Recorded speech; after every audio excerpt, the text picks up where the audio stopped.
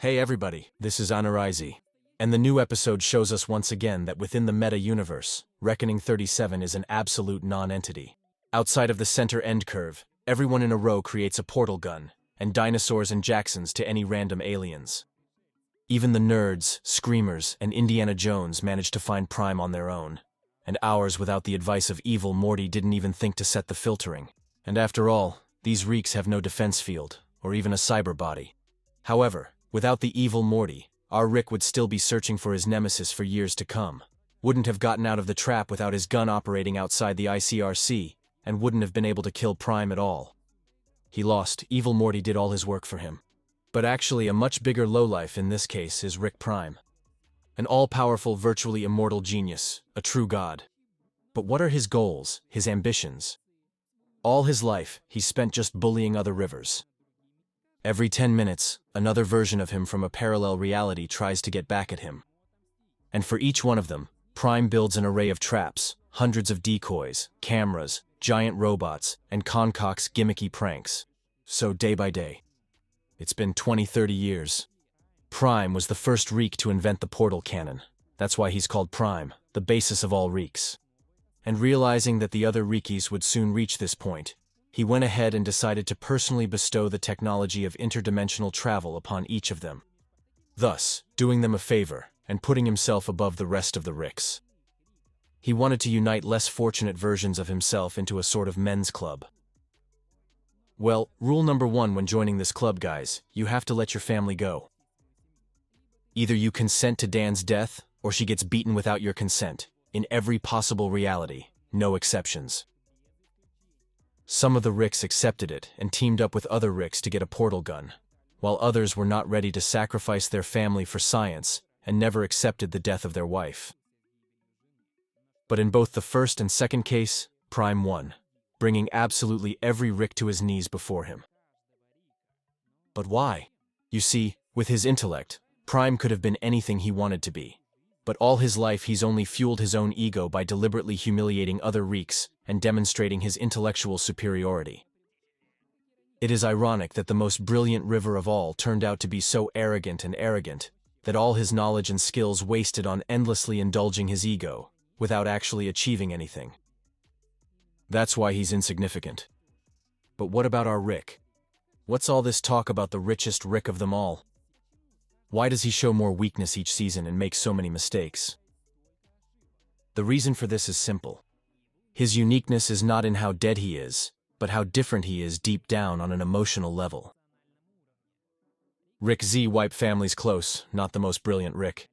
He is certainly intelligent, much smarter than many in the Citadel. However, his main characteristic has always been his genuine vulnerability, empathy, and genuine love for his family. Yes, almost all rivers are arrogant, selfish, and snooty. Z37 also acts like a total asshole a lot of the time. He has both abandoned his family and hurt loved ones on more than one occasion. But with each season, we see him appreciate his family more and more. While the other rivers quietly sacrifice Morty and stamp their entire families as replacements. Our scientists are trying their best to protect them. Going to a psychologist is not a sign of weakness at all. On the contrary, CSS-37 is trying to overcome the very essence of Rick Sanchez, to suppress that arrogance in himself and begin to change, first and foremost for the sake of his family. That's what makes it special. That's exactly what I'm telling Angry Face. Prime, however, is the quintessence of all that is worst about Rick. And C-37 is trying his best to be different from other Ricks. They're like two sides of the same coin. One, by sacrificing one's kin, will allow oneself to be consumed by science and arrogance, and the other is willing to sacrifice both for his family. Even our Rick's desire for revenge on Prime came from an incredible grief for the wife and daughter he loved so much that his and E speaks in Dayen's voice, and his ancestral home is still haunted by her invisible ghost. Now Prime is dead.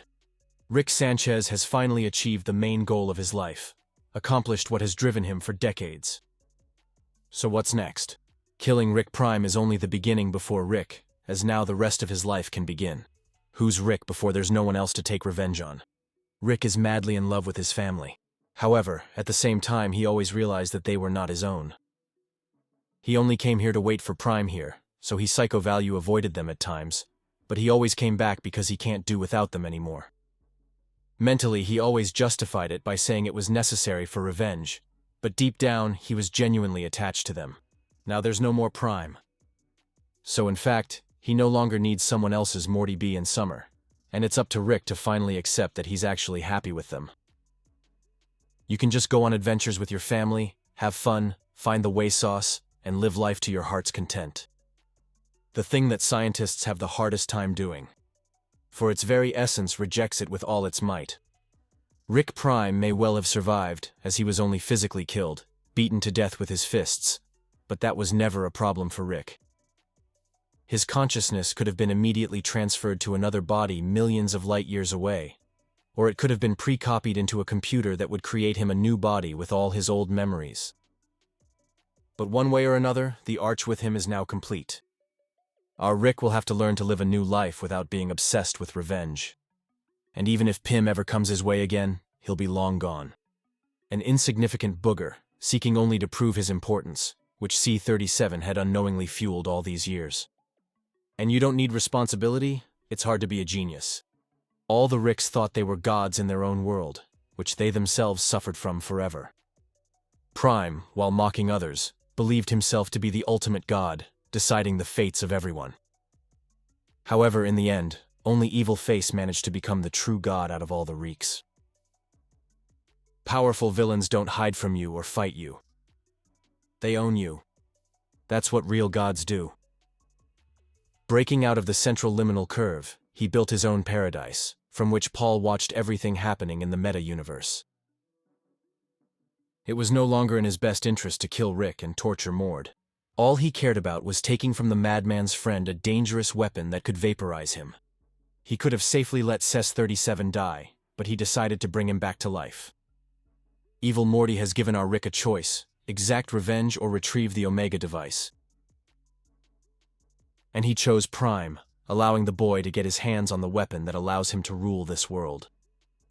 By his inaction, our Rick let him know that he no longer longed to be God, and recognized the superiority of the evil Mord. And thus, the man who once thought he was a god finally came down from heaven. Although many people think that this series in general marks the end of the animated series, however, ahead of us awaits at least 3 more seasons. Rick still has a long way to go to live a happy life, many adventures and a quest with the Uchian sauce. And you and I are still destined to find out how the evil Morty became so smart, what he plans to do next, and what is beyond the 4th wall. And that's it for today.